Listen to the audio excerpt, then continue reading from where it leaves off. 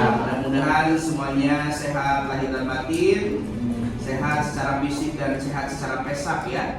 Dan sampai fisik sehat, pesak kosong, dan itu akan terbawa sedih ya. Tetap tersenyum bahagia walaupun hati sedang terluka, tetap tertawa walaupun sebenarnya ingin meneteskan air mata, karena sekarang menuju tanggal 2. Baik, kembali lagi dengan saya Seprijal Khalidin pada mata kuliah Ulumul Quran, yang dimana pada kesempatan siang hari ini kita akan membahas tentang Al-Quran, dimana Al-Quran merupakan pedoman utama, kitab suci utama bagi umat Islam ya, yang dimana Al-Quran ini merupakan hudal linas, petunjuk bagi umat manusia. Baik, saya tanya dulu sebelum saya melanjutkan materi.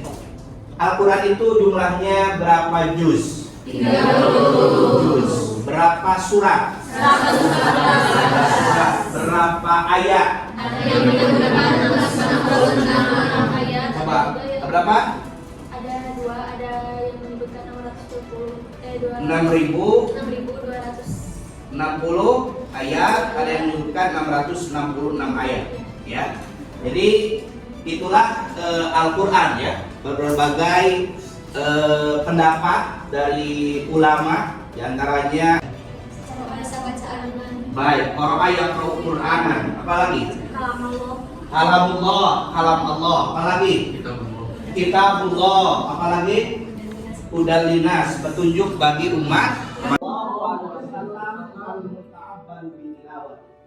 Ialah kalam Allah yang diturunkan kepada Nabi Muhammad. Yes. Ada juga yang memakai hanya Al-Quran dan As-Sunnah. Definisi tersebut di atas tadi secara terminologi, secara bahasa ataupun secara istilah. Jadi diantaranya yang pertama al-kalam. Jadi kalam itu disebut dengan firman ya. Kalau disebut dengan perkataan itu bisa sama dengan kita, maka disebutnya firman Allah. Kalamullah bahasa itu. Yang kedua, Al-Quran itu merupakan mukjizat ya, yang dimana mukjizat ini kejadian yang luar biasa yang terjadi para nabi dan rasul.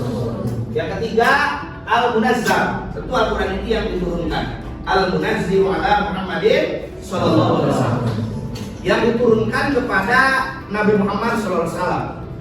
Kemudian yang keempat, Al-Manqulu ilaina bi at-tawatir. Jadi mutawatir. Turunnya itu berangsur-angsur. Jadi Al-Quran turun 30 juz ini tidak langsung gedebluk. What is gedebluk? Ya, jadi tidak langsung mutawatir. Masuk Al-Quran itu sebagai syifa, obat. Wa nunazzilu minal Qur'ani ma huwa syifaa'un wa rahmatun lil mu'minin wa la yazidu dhalimina illa khasara. Ya, Al-Quran itu sebagai syifa, obat. Ketika Anda galau, Anda gelisah, ya, Anda butuh teman, Anda butuh orang, kurang ada orang ataupun Anda lagi bete, maka baca Al-Quran ya. Kita mungkin pelampiasannya bukan hanya baca Al-Quran dan musik ya. Ayo baca Al-Quran, karek ayat jorok tidur. Itu kan Al-Quran dijadikan sebagai pengantar tidur saja itu. Nah, ini isi kandungan Al-Quran jelas. Yang pertama tentang keimanan atau akidah ya. Keimanan atau akidah. Yang kedua ibadah, jelas. Ibadah yang kita lakukan salah satunya sholat 5 waktu itu ada perintah dalam Al-Quran. Yang ketiga syariat, syariat juga ini dijelaskan isi kandungannya dalam Al-Quran. Yang keempat akhlak, ya. Salah satu rasul diturunkan ke muka bumi ini, innama bu'itsu liutammima makarimal akhlak. Bahkan Sayyidah Aisyah pernah berkata, kana khuluqul Quran. Akhlaknya rasul itu ialah Al-Quran, ya. Kemudian yang kelima kisah atau sejarah. Jas merah, jangan sampai melupakan sejarah. Ada kisah para nabi, kisah para rasul. Kisahul anbiya, kisahnya para nabi dan rasul. Dalam hadis riwayat Ahmad, 124.000 nabi, 313 rasul, 25 nabi dan rasul, 5 nabi dan rasul termasuk kategori ulul azmi. Di antaranya siapa aja? Musa, Isa, Muhammad, Ibrahim, Nuh. Itu dalam Al-Quran ada kisah dan sejarahnya masing-masing. Yang keenam, isyarat ilmu pengetahuan. Jelas, ilmu sains, ilmu kedokteran, ilmu hisab, matematika, ilmu alam, ilmu apapun itu ada dalam Al-Quran. Terutama ilmu-ilmu yang baik, ya. Jangan sampai menyalahgunakan. Al-Quran dipakai santet ataupun pelet, ya, untuk menyatukan dan memisahkan hati orang lain. Masallahu ayat ala bainakum wa bainal ladzina adaitum minhum mawaddah wa rahmah wallahu qadirun wa ghafurur rahim. Nah, itu tidak boleh. Penyalahgunaan ayat itu, ya. Kemudian yang ketujuh, menceritakan kejadian-kejadian yang akan datang.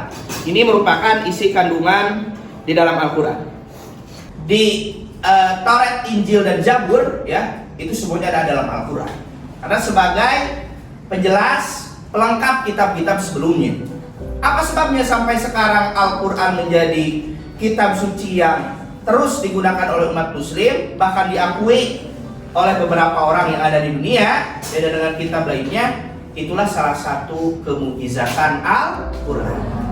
Yang selanjutnya ialah sebagai pemberi nasihat, ya. Jelas, ketika Anda lagi tidak benar-benarnya, bacakan Al-Quran, diberi nasihat Al-Quran. Bahkan ada orang yang sampai diruqyah dengan ayat Al-Quran sehingga sadar akan hidup di dunia ini tidak akan lama, karena kita hanya mampir sekejap mata. Dan yang selanjutnya, ya, inilah terakhir. Sebaik-baik kalian adalah yang mempelajari Al-Quran dan mengajarkan. Ini ada dalam hadis riwayat At-Tirmidzi. Khairukum man ta'allama Al-Quran wa 'allamahu. Sebaik-baik kalian ialah orang yang belajar Al-Quran dan mengamalkan. Dan Nabi berpesan, apa dalam pesan hadis Rasulullah SAW kepada kita, yaitu hiasilah rumahmu dengan sholat dan membaca Al-Quran, ya. Hiasilah rumah-rumahmu itu dengan bacaan-bacaan Al-Quran dan sholat, baik sholat fardu ataupun sholat sunnah. Nawwiru buyutakum bis sholati wa qiraatil Quran. Bukanlah rumah yang megah, bukanlah rumahnya yang mewah, yang dimana di dalamnya ada intan, emas, permata, berlian. Tapi kalau tidak dibacakan Al-Quran, rumah itu laksana kuburan. Tapi kalau rumahnya walaupun sederhana, 4S, ya, rumah sangat sempit sekali, di bawah solokan contohnya, tapi sering dibacakan Al-Quran, itulah rumah yang mulia. Dan para malaikat akan hinggap, ya, rahmat Allah akan turun kepada rumah yang dibacakan Al-Quran. Mudah-mudahan rumah kita, tempat kita selalu bacakan Al-Quran sehingga mendatangkan rahmat dari Allah Subhanahu wa taala. Amin ya Allah. Nah, sebagai tugasnya nanti Anda di rumah masing-masing, di kosan masing-masing, silakan berlomba-lomba dalam kebaikan untuk membaca Al-Quran. Saya tanya, cum yang sudah mempunyai program One Day One Juz, satu hari satu juz, tadi juga ya.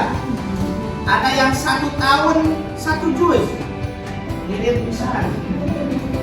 Ya, Pak Abdi mah kok teh setahun sekali Ramadan ngumpul gitu kan? Nah itu juga lumayan daripada tidak. Tapi bagusnya setiap waktu kesempatan, karena kita ada waktu ngaji, gunakan untuk ngaji. Ya, silakan untuk tugasnya nanti Anda membaca Al-Quran di rumah masing-masing. Ketika nanti kita masuk, ya, saya akan mendengarkan salah satu di antara Anda bacaan Al-Qurannya baik ataupun tidak.